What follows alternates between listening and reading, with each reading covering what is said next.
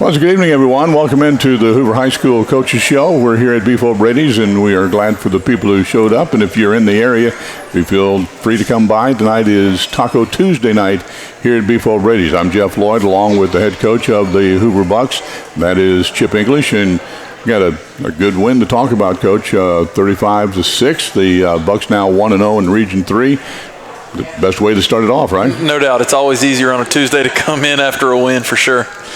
Well, the Bucks now 2-1 overall, and 1-0, and now we're heading to Trussville this coming Friday night. We'll talk about that in a little bit, but we're going to spend some time talking about the victory that took place last Friday night. Coach, the conditions weren't great. It was one of those drizzly nights, and Nick Smith, who's the freshman head coach and also does the broadcast with me, was talking about those kind of rains are worse sometimes than a pouring rain. Yeah, just a constant, just moisture. And a lot of times the game was a little bit slow due to some officiating stuff, and the ball was just laying out there on the field. So, it can present its challenges. Our ball boys did a great job. We brought about 8 footballs with 8 towels, and they were on a rotation, and they would pass the ball along. So there's a system in place to make sure we have the best ball as possible. Yeah, and you have to provide your own balls. On how that works? Yeah, absolutely. Each team brings in its own set of footballs, and they get checked in with the officials pregame, and then those are the footballs that you use. Coach, does every game seem like it's the same length to you? And I'll relate a story to you. I used to broadcast the Birmingham Barons broadcast. We had a pitching coach who had pitched in the big leagues by the name of Mo Drabowski. And after the game, I'd go into the clubhouse and I'd say, "Man, that was a long game." He goes, "Really?"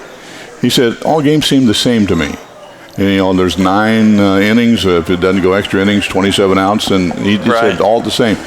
Now, I know chronologically, I'm talking about that, but you got to watch the clock and so on and so forth. So it doesn't, sometimes you want it to slow down, sometimes you want it to speed up. But when you're in the zone, does the game feel like it's always the same to you? Pretty close. Yeah, I talked to some people after the game, or you look at your watch as you load up the bus, and you're an hour behind schedule. I talked to my dad on the phone. He's like, "Man, that was the longest game ever." And so, a lot of times when officials stop the game, or maybe some more passing stuff with incompletions, that can stop the clock and stuff like that.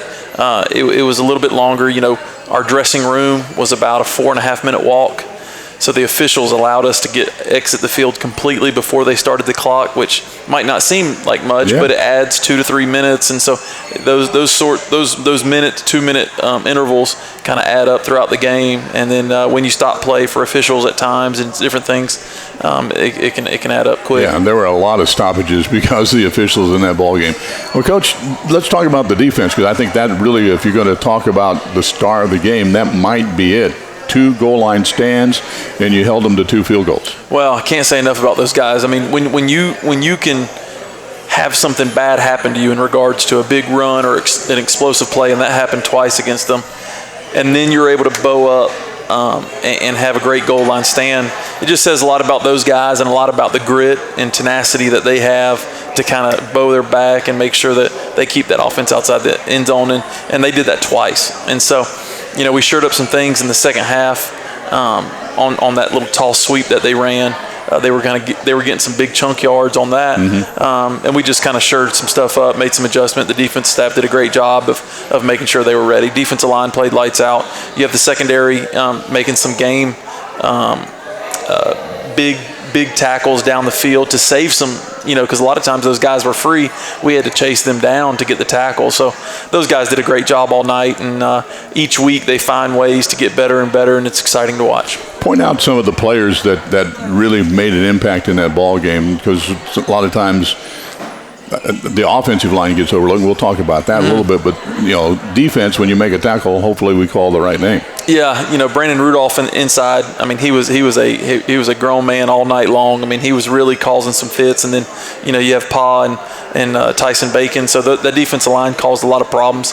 It really eliminated their dive plays and their belly plays. And then you have the linebackers that had to scrape over the top with the tall sweep that they were doing a little bit. So Trey Sanders had a big night. He was setting the edge a little bit. He did. And we were slow to get there on the backside a couple times in regards to filling that.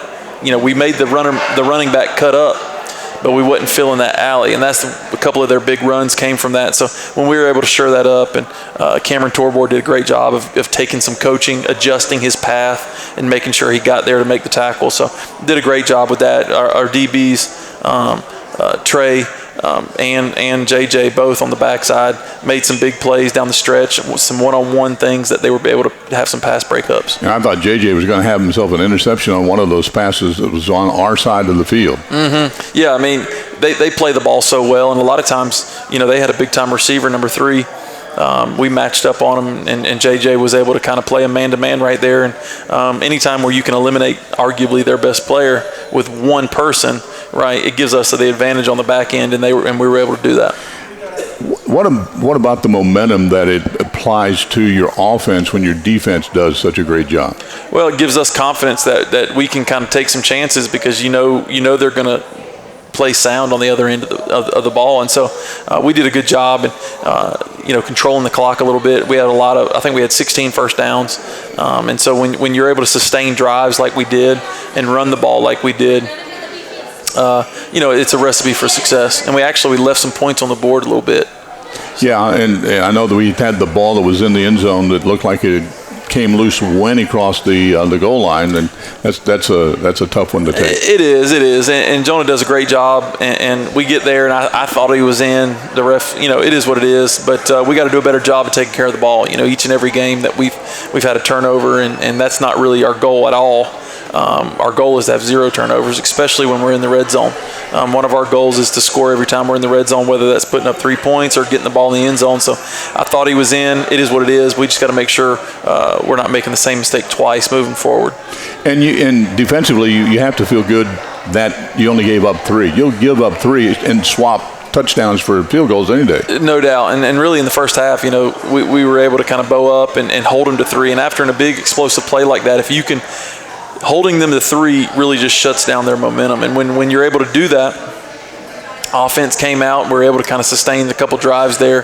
At very least, we punted it and changed the field position. So when you can do that, that's just good football. And give credit to our defense and our defensive staff and our offense for that matter. Coach Reeves is taking over as the defensive coordinator, is he not? Yep, and he does a great job. And Coach Glover and him works hand in hand, kind of making sure the front end and the back end gets taken care of. And they've kind of gelled a little bit and made sure our guys are really, really prepared.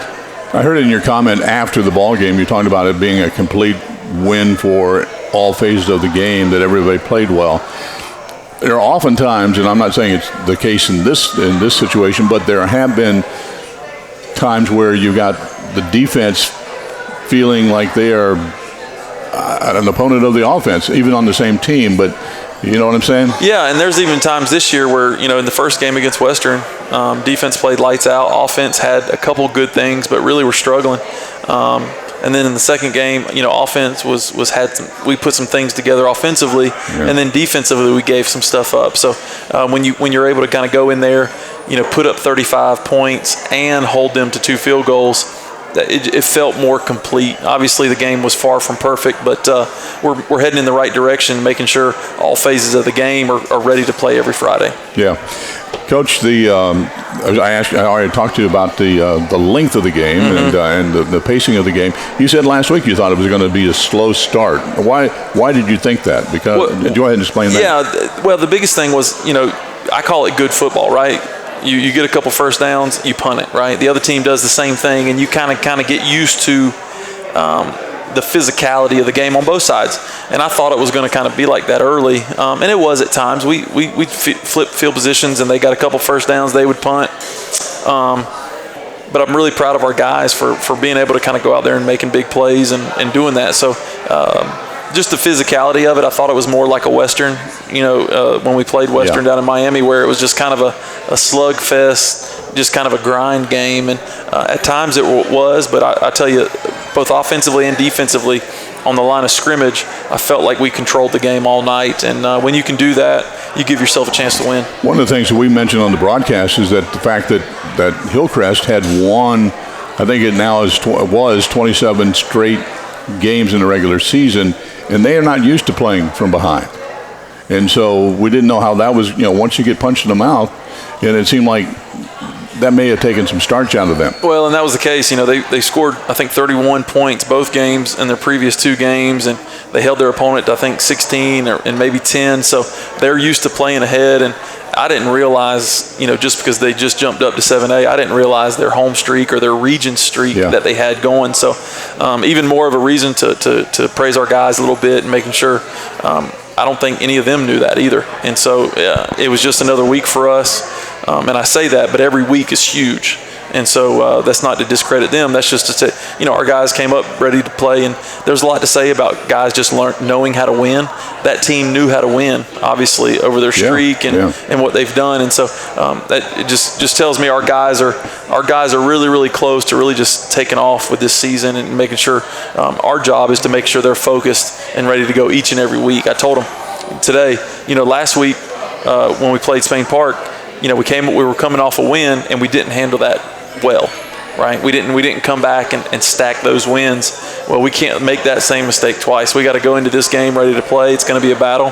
Hewitt's a good football team, and so our mindset this week is we're not letting up at all. Mm-hmm. We got to keep grinding.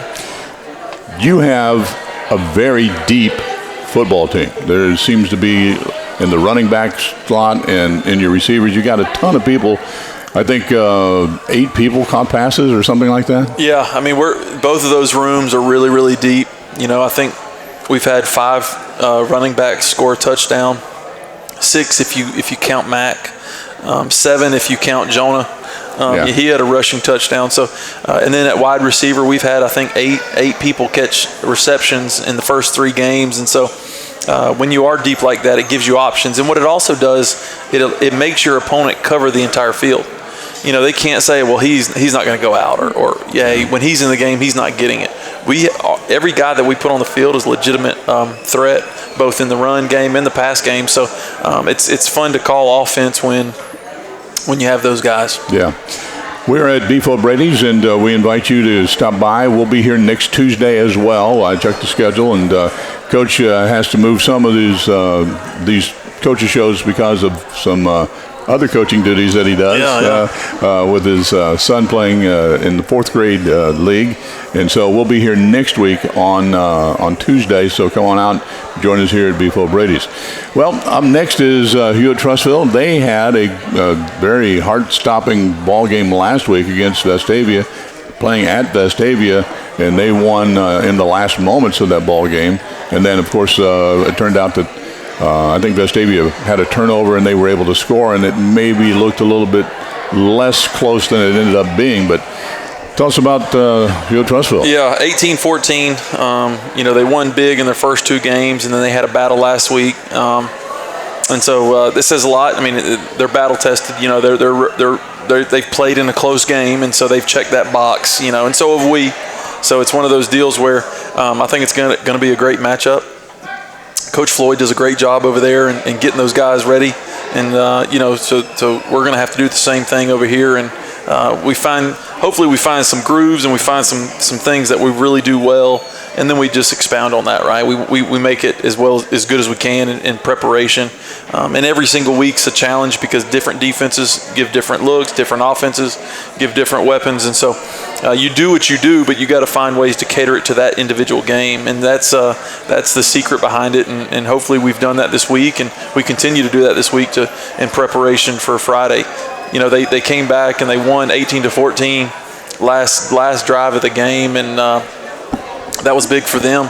Vestavia's a good football team at Vestavia, which is a tough place to play. Yeah. And so they found a way to win, and they've done that in the past, and hopefully we can make it a game and find our way to win. And your schedule is not an easy schedule. One of the online places that I go to for research for the broadcast rated Hoover's schedule as the toughest in 7A.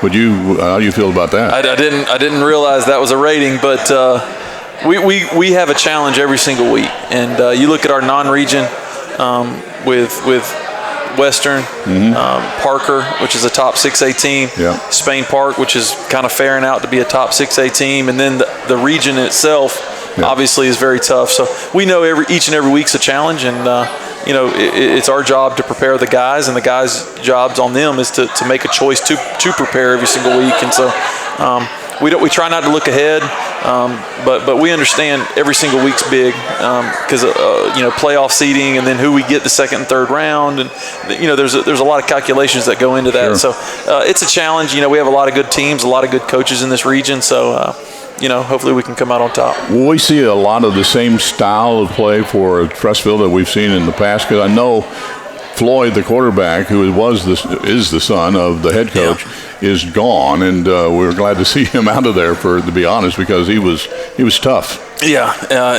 he was a heck of a quarterback last year. And really just ran it for several years, not just last year. But he did a great job, and he has a couple other sons, and number 8 is also his son who plays linebacker, and so he does a great job too. Physical, presence, just like his brother was, and so they're there. They did lose a bunch of seniors, but they've replaced them with high level kids, and so it's going to be a challenge. That's something else that kind of flipping back to last week in Hillcrest, and it might be the case with you at Trussville, is that people were talking about Hillcrest, the starters only played half a game a lot of times because they've got so far in front. And so you get experience, but maybe not as much with the, under fire. Yeah, well, and it's a fine line, right? Because you want to be battle tested. You kind of want to go through those situations as much as you can throughout the year. So when you do reach the playoffs, nothing's new to you, and you want to build depth, and that's why you rotate, but you also want to get your starters a lot of reps too, just so they can have those experiences. So there's a fine line there. We haven't been afforded an opportunity. We got some subs in Friday night, as we kind of stretch that lead out, but we haven't necessarily had an opportunity to where we wasn't in a battle, for every minute. I know you're calling the plays on the sideline as the offensive coordinator and the head coach.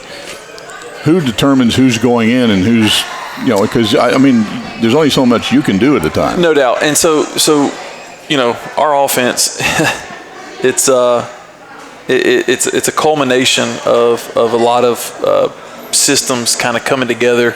And so Coach Hogan, our offensive line coach, he pretty much manages all the run game and protections, which is pretty normal. And then Coach Gillespie helps with he does the tight ends with the RPOs and the short game. And then Coach Pilk does all of our concept pass and stuff. So really, on Friday night, it's everybody's kind of really contributing to that. So all those guys do a great job every week of making sure their group is prepared, but also collectively coming together and making sure that as a whole entire offense, we're ready.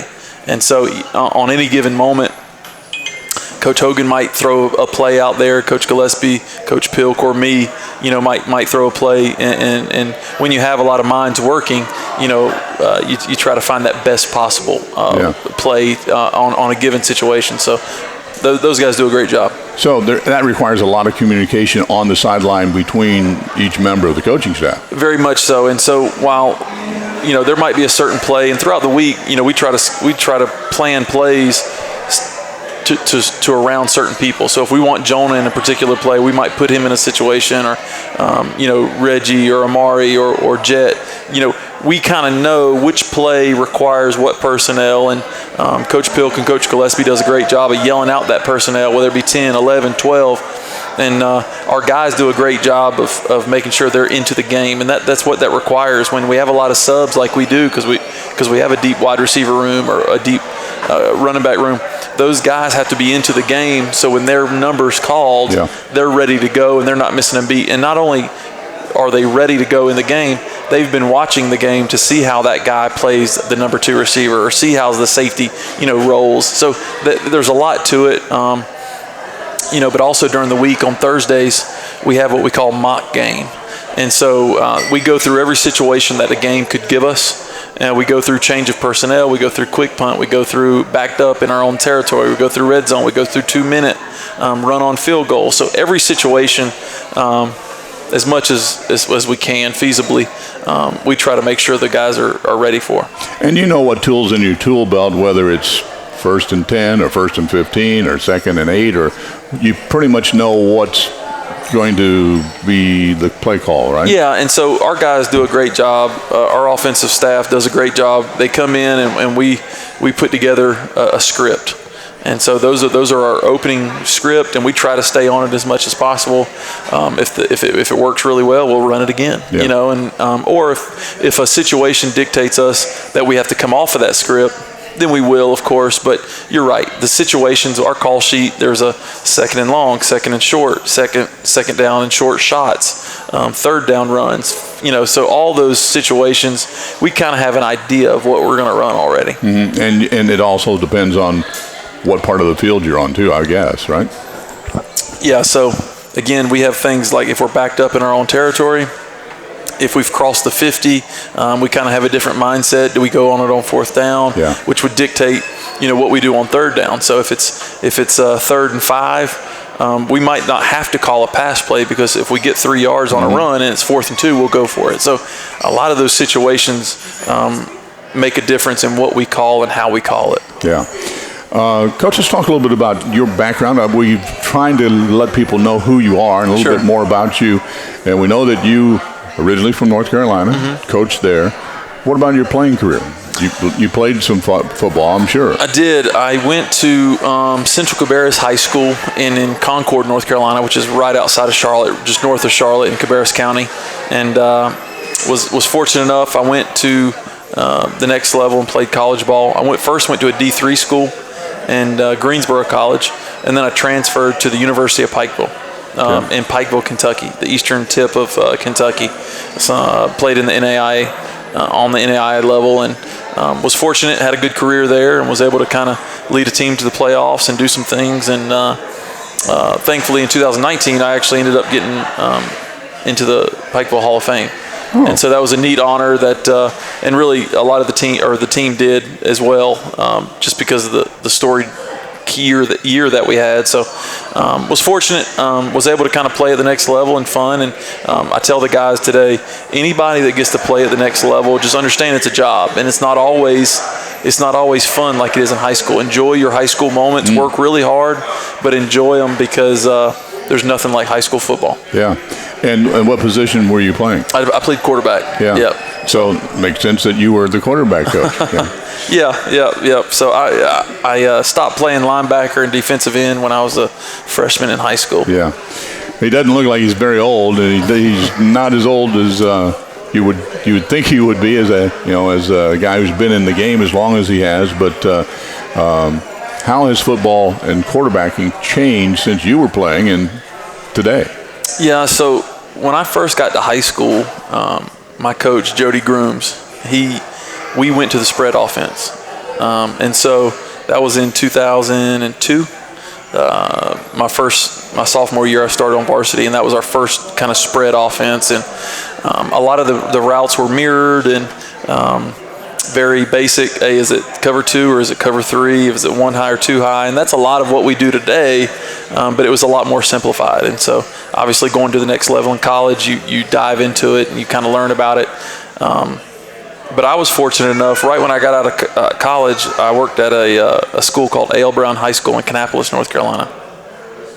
Worked under some really good coaches, and even though I was a wide receiver coach and a quarterback coach at separate times, that forced me to really learn lineman play. It forced me to run running back play, tight end play, the blocking schemes. A guy by the name of Todd Hagler really just invested into me. And I don't even know if he knows it or not, but all the board talk, all the film we watched together, it really taught me about the lineman play, and just not just the quarterback, what the quarterback sees, but the overall aspect of the offense, and learned a lot about scouting on defense and what that looks like. And so I tell people all the time, I'm definitely not the smartest, but I do know what it's supposed to look like. Yeah. And just because the examples that were set before me. Well, it sounds to me like you are a guy who is not afraid to listen to his other coaches and get feedback from them. Yeah, no doubt. And so we got a lot of head coaches and coordinators on our staff. Yeah. And so,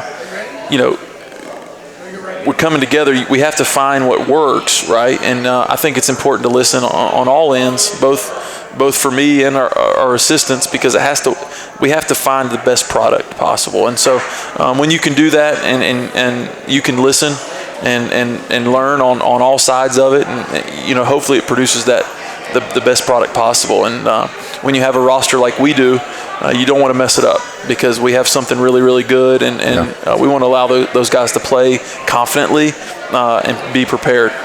And I would think that as a quarterback and a quarterback coach, you also need to know something about defense too. So it goes hand in hand. Even though that's your position, you got to know what the defense is going to do. Right? You have to. And so when we go in, we'll label the fronts that the defense runs. We'll label the secondary and the coverages. Our coaching staff does that. And so when we go in, we kind of know what a coverage looks like. Hey, this flat defender, he's going to play curl flat here, or hey, they're rolling down into a cover 3 here, and he's buzzing strong. So even though we're not on the defensive side of the ball, we're very defensive lingo oriented, because we have to be, because we're teaching it to our players on offense. And so it's a balance, and a lot of the guys on our staff has been on both sides of the ball, and so they get the aspect, hey, here's what the defense is trying to do to us, here's what that safety is baiting us into. So a lot of scenarios, and you just try to put in the experience that we have on our staff allows us to, I think, best prepare our guys.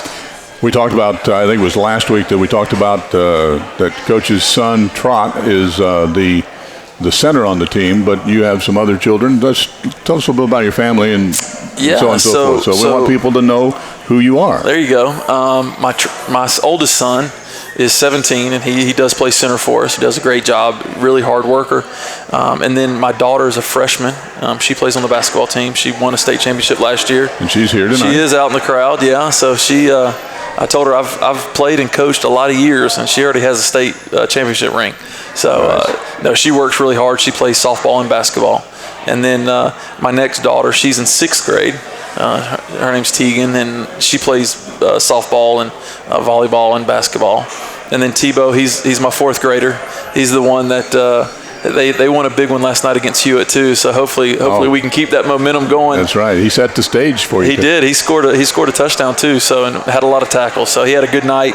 And then my youngest son, his name is Ty, and so he doesn't play any sports. He actually has special needs, and so he is everybody's little buddy, and just we love him, and all of our children do a great job with him and stuff. And so if you see my wife with a stroller and we're chasing a 7-year-old around, it's him. It's Ty. Yeah, and your wife? Yeah, my wife. She actually played college basketball at Pikeville.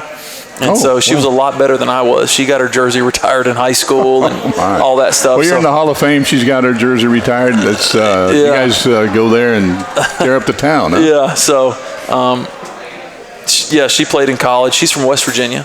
And so I tell her all the time I saved her, brought her off the mountain a little bit and brought her down. But, so we've been married 18 years and a long time, and all of our kids, they keep us busy. She actually coaches basketball over at Chelsea Middle School, and that's where she teaches. She was a stay-at-home mom for a lot of years, and so she got into teaching recently in the last couple of years, and she loves it. She's a business degree, so she teaches business classes, but that's the family. Yeah, well, they're a good-looking bunch, I'll tell you that. So, Coach, congratulations on the victory. Yeah, thank you. And you had to keep the momentum going from the victory from last night and the 4th graders.